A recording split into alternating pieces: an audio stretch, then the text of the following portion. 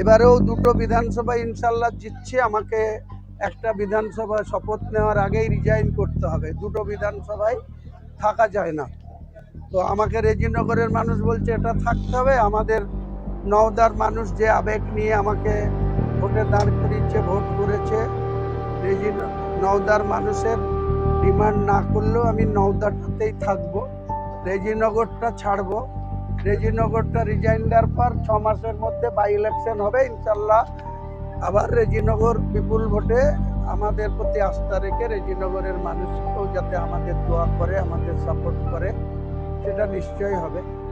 আর নওদাটা আমি লোকসভা ভোট পর্যন্ত আছি, লোকসভাতে বহরমপুরে দাঁড়াবো ইনশাল্লাহ, ওখানে জিতবো, এমপি হব। তখন নওদাতেও আমাদের যোগ্য ক্যান্ডিডেটকে নওদাতেও 2029 সালে বিধানসভা আমাদেরই পার্টির আমজনতা উন্নয়ন পার্টির প্রতীকেই জিতিয়ে আনবো, সেটা দায়িত্ব।